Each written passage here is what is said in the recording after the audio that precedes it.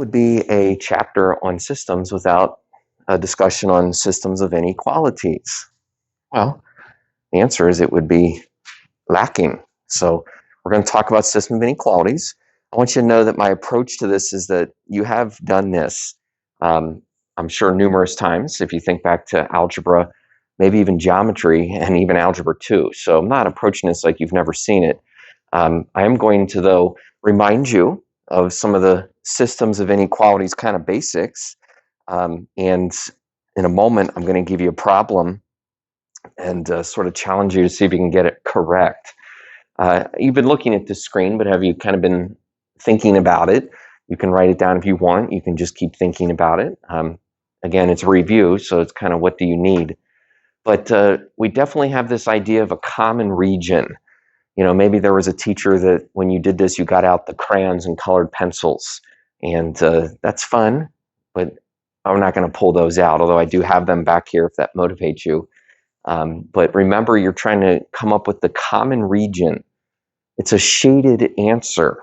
Sometimes kids don't realize that the answer to these problems is actually what you shade. Because remember, you're shading all the points. You're shading those common points. Okay, and of course that has everything to do with less than and greater than and all that fun stuff. Now, the corner points, you're going to find out they become the most important points to something that we'll do with this tomorrow. So I just want to mention that these corner points are important, and they have to meet these two criteria. They have to be the intersection of the lines, and they also have to touch the shaded region. Some of that might sound kind of basic, but be careful, because there might be a time today or tomorrow where you end up choosing too many points. And the reason it's too many points is because they have to satisfy both criteria. They have to be an intersection and touch the shaded region. Okay, more on that as appropriate. But now what I'm going to challenge you to do is see if you can, I'm going to even say with 100% accuracy, see if you can demonstrate the solution to the system of inequalities.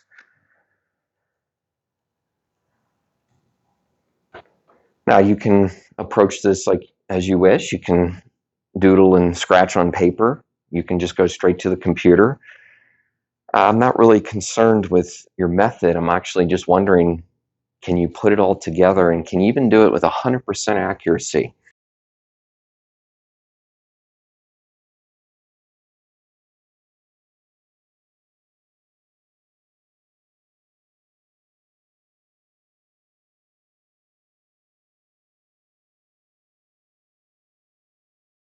All right, so I would like to continue on here. I know some of you are still working, and you still can hit submit.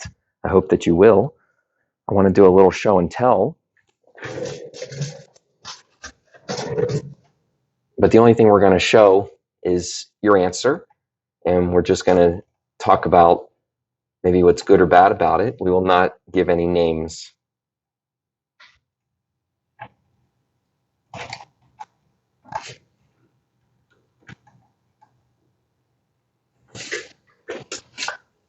All right, so just take a look. It looks like that there's a clear shaded region. I like that. It's not like there's like shading all over the place. Oh, we're showing the names. Hold on a second here. All right, well, Natalie, again, it shows a clear shaded region. It's not like we're wondering where is the final answer. So this student is showing that it appears to be on the inside there with that pretty pink color.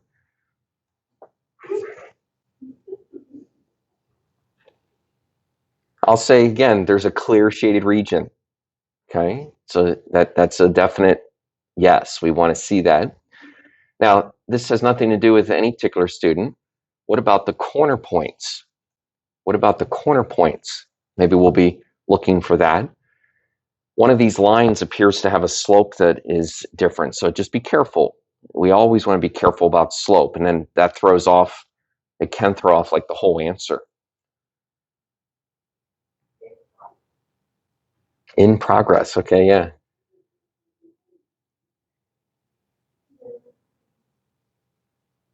Okay, now it looks like the shaded region for this one is over here. Okay. We haven't said what's right or wrong. I'm just saying that we're noticing some things. Okay, here again we have a line that seems to be in a different location. It looks like it's the y-intercept maybe on this problem that may have thrown off the line. So be careful about the y-intercept.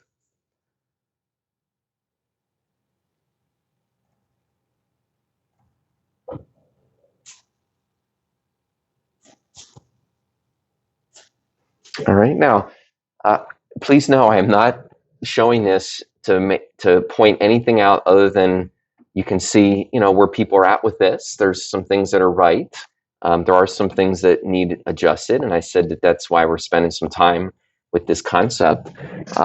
Let me kind of give you the teacher version. I didn't put mine up there because I wanted to kind of develop it with you.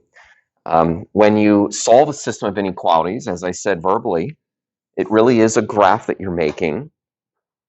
It's the graph that is actually the solution.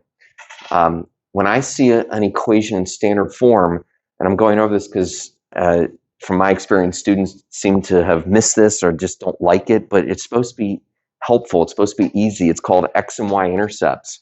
If you plug a 0 into this equation, I like to cover up that value, because if you plug a 0 in, you just have 3x and 12. That means that x would equal 4. That gives me an x-intercept right out of the gate. And if I plug a 0 in for x, that gives me the y-intercept. And that y-intercept actually is -6. So it's two points that very easily, very quickly are able to give me a line. Okay, so again, that was using x and y intercepts. I know some of you did it differently. You solved it for y equals mx plus b. This equation is already solved for y equals mx plus b, so we can use the y-intercept at 4. And now remember, the slope is negative, so we're going to be going down 1 and over 1. If I go down 1 and over 1, I'll get a line that looks like that. Now, a little confession. I kind of did something here that I have to admit I don't like, and that is that I forgot to shade as I go. Maybe you're the same way. Maybe you like that, but I wish I would have shaded this first line before I got this yellow line involved. I'm going to go back and sort of remedy that, because I want to remind you of the test point method. A test point is just some point that is on one side of the line, maybe 0, 0. If I plug 0, 0 in for x and y, I can test that and see that 0 minus 0 is less than 12. That means that I come out with a true statement, and I can shade on the test point side. Now, not that I'm doing something better than you, but I did learn from another teacher, just instead of kind of getting the problem messy, to just use like some arrows to signify that I'd be shading on the true side. This one also, I can use a test point. I don't see why I can't use 0, 0 again. If I plug 0 in for y and 0 in for x, how's that working? 0 greater than 4?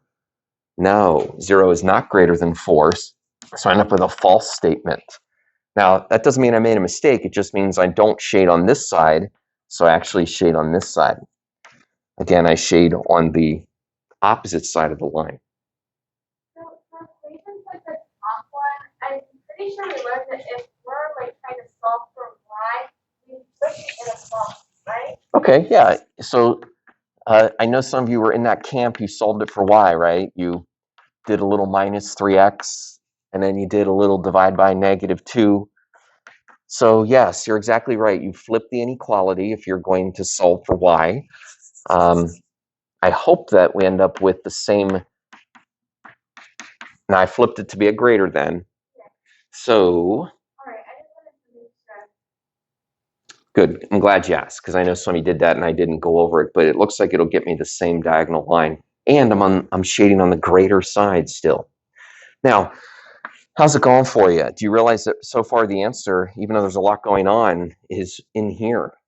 The rest of the graph doesn't actually matter. I mean, I could erase it if I want, but right now the answer looks like it's in here. Y is less than 7. That's a horizontal line. It's a horizontal line that I'm going to shade on the less than side. The less than side would just be the bottom side. I don't need to do test points to necessarily say the bottom. Okay, so here we're starting to see the final answer in this triangular region, which many of you had a triangular region. Did you have this exact one? And it looks like I need to extend mine a little bit just to get to my corner points. So let's talk about the corner points. There's actually 3 of them. You would want to label them. You'd want them to be part of your final answer. I'm just kind of getting rid of some extra stuff here because first of all, I want to make sure we don't say that this y-intercept was a corner point. Okay, 0, -6 is not a corner point. Same thing with this 4 right here. That's not a corner point. It's not an intersection of the lines. But these 3 points intersect the lines and they touch the shaded region. Now, you'll learn, it's fine if you didn't do it on our little challenge, but you'll learn that you're going to list the corner points. So 4, 0, I'm going to put that in my list. How about finding these other points up here? Well, keep in mind that they are the intersection of the purple and yellow line and the purple and white line. So my purple line, y is equal to 7. I can do a little simple substitution. If I substitute 7 into that equation, right away I'll have the, oops, if I substitute it in for the y value, my fault, then you'll carefully have the x value. Okay, what does that come out to? It looks like we're going to have a 7. Do you realize that you can, I'll say, kind of ignore the inequality and just pretend it's an equal sign? The reason we can pretend it's an equal sign is because we are finding when they're equal. We're finding an intersection. So don't have to get too worked up about the greater than, less than, but it looks like we do get x equaling -3. So that means that that corner point, it still has y equal to 7, but now we know that x equals -3. Actually, should put it in this list. And then we can do the same thing with the white line. We can substitute 7. This time we'll do it carefully. You can substitute 7 in for y. Okay, now if you're actually going through that, you might be saying, really? But yeah, really, it doesn't have to come out to be an integer. If you solve this carefully, you get 26/3. Because I added 14 to get 26, divide and you get 26/3. Okay, notice that the y value is still 7. And that's nice because 7 was a constant, so I can substitute that in. All right, and maybe you didn't quite have enough time to do the corner points. Maybe you weren't sure, but they're going to end up being pretty important. Anything else that you did and you're wondering about, your work of art compared to mine? All right, and you should shade this in. I have all these arrows, but really, when it's all said and done, we should see this region. Because remember, the shaded region is actually your solution. It's the solution to all 3 of those inequalities. It's the common solution to all 3 of them. Let's do a problem that's a little bit more spicy. It's got some stuff sprinkled on it that makes for a more appetizing problem. And as you're writing it down, you can probably see what I'm referring to. We've got some higher exponents. We call that the degree. We've got an x squared. It just looks a little different. Let's see if we can manage this kind of problem. You'll see something like this on your assignment.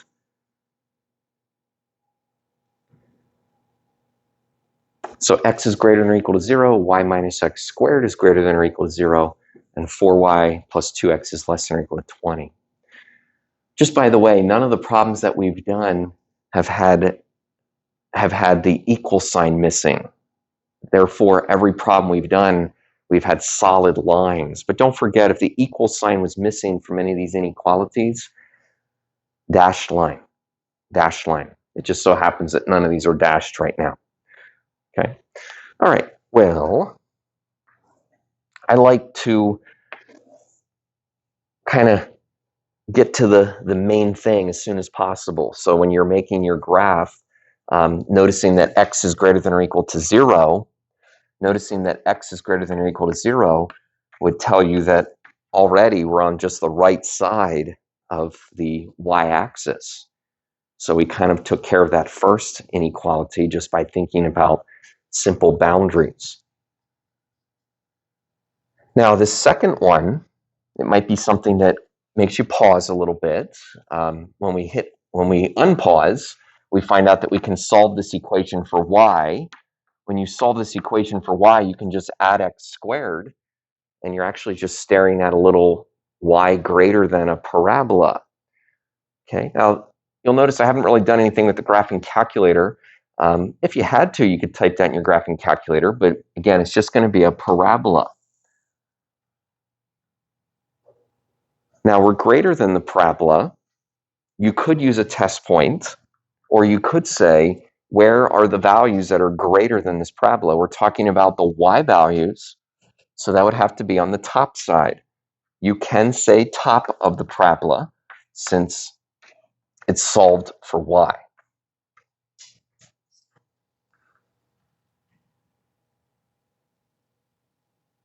Okay, and again, it's sort of your problem, and people do this different ways, but I like to not have too much going on and start to already notice where my shaded region is. And I guess what I'm doing is getting rid of anything that's not to the right and above. Basically, we're inside this parabola right now. So you can kind of start to focus on that. Okay, we have a diagonal line. You can solve it for y equals mx plus b, or you can use the x and y intercept method. I like the x and y intercept method because it's really easy to see that x equals 20. Check that, x equals 10, because I have to divide 20 by 2. So we can get that x-intercept, and then I can see that y equals 5.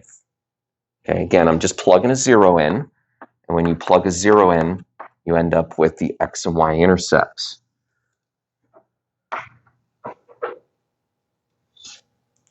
Now be careful that you don't say less than and shade on the less than side necessarily, because this equation is not solved for y. I should be using a test point. I could use 0, 0. If you test 0, 0 for x and y, you get a true statement. You get 0 is less than 20. Again, that's true, so I do shade on the test point side, which means I'm shading below this line, but really we're finally focused on this little pie piece right here. Kind of looks like a Trivial Pursuit pie piece. Does anybody play that anymore? Okay, then that'll be my little reference, but we're in that region. Corner points. Corner points. How many? 1, 2, 3, more than 3? Now remember, the corner points have to be where lines intersect. I think it's pretty obvious that they intersect right here. That's where the diagonal line intersects the parabola. But do you realize that this is also a corner point because it's intersecting my original x greater than 0 line? So 0, 5 does count. It's intersecting the y-axis, which is my original boundary. And in a similar fashion, so does 0, 0. 0, 0 counts because it's the intersection of the parabola with the y-axis, which is one of the boundaries. Okay, so as far as our corner point list goes, we've got 2 easy ones because they've already been determined. But I want to draw your attention to this last one as our final thought.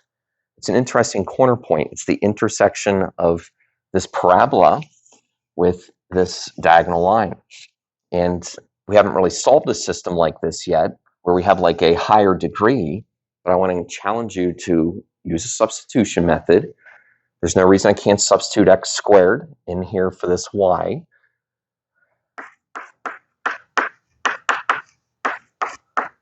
But you create something rather interesting. You create an equation that we would consider to be quadratic. It's sort of an equation from some days and years gone by, but it's a quadratic equation, especially if you make it equal 0. It should feel a little more friendly. It should feel a little more familiar. Now, where are you at? I substituted x squared in here for y. All of a sudden, my equation has become a quadratic equation. It's equal to 0. It's also a little ballooned, isn't it? It's ballooned by a factor of 2. There's no reason I can't divide out that 2 and deflate this balloon a little bit. Okay, so we just divide everything by 2 because it's equal to 0. That can just disappear. Now, when it comes to a quadratic equation, you kind of have to pull out some tools. We actually will review some of these tools in more detail in the next chapter, but this problem kind of pops up right now, and I'll just remind you that we can factor. Now, factoring has become quite the thing these days because teachers teach all kinds of techniques, and I do also, but sometimes going back to the basics is all you need to do. The basics would be numbers that multiply to be negative 10. Now, folks, there's only a couple numbers that multiply to be negative 10, either 10s and 1s or 5s and 2s. Okay? If you correctly choose 5s and 2s and put them in this order, now I don't want this to be a magic show. I want you to know why I was able to do that pretty quickly. It's not because I looked at the answer. It's because I was able to mentally notice something happens with these two numbers. And you too can mentally notice this because these two numbers multiply to be 4x, and these numbers here multiply to be 5x. And I like to always teach students that they just need to come out to be positive x, the one in the middle. So which number needs to be negative? You want the 4 to be negative, right? Which makes the 2, means the 2 would have been negative. Okay, now that's Mr. Naylor's way of factoring and sort of skipping some of the fancy stuff that sometimes we learn, but sometimes this is all we need. Okay, remember why we're doing this. We're trying to solve these equations for x. So x equals negative 5/2 and x equals 2. Now be careful, we're trying to find this solution, this intersection point. It would be silly to say that that intersection point is like negative 5/2 comma 2. Those are two x values. But it would be wise to say that it looks like the positive x, would have to be this intersection point. And once I know that x equals 2, I could plug that back into one of my equations to get the y value. Why don't you plug it back into your parabola? It's pretty easy to see that y equals 4. So mission accomplished. We found the third corner point, 2 comma 4. And we have a little list, which tomorrow will be very helpful to you. By the way, this negative x value, what's up with it? What's up with it? Okay, it's not something that we need to put down as our answer, but it is something that we can notice would make sense. So there is a negative x value, it's just outside of the region. So again, we just kind of ignore it. Okay, our solution is that little pie piece with 3 corner points. Now, this topic, system of inequalities, instead of saying, hey, here's some homework, and you kind of feel like, do I want to do this or not? I'm going to say, hey, here's a little assignment that it's just going to give you credit for what you're doing. Understand that's what I'm trying to do. And it is, you can either look on your screen if you still have Nearpod up, or you can look up here. But it's basically 5 problems that I want you to try to neatly represent the solution. Okay, like I've kind of demonstrated on the board here.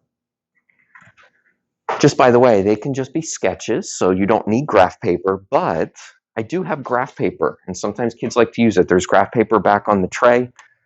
Help yourself if you would like, or like I said, it can just be a sketch. It's something you're going to turn in, so make sure that you put it on a paper that you can tear out.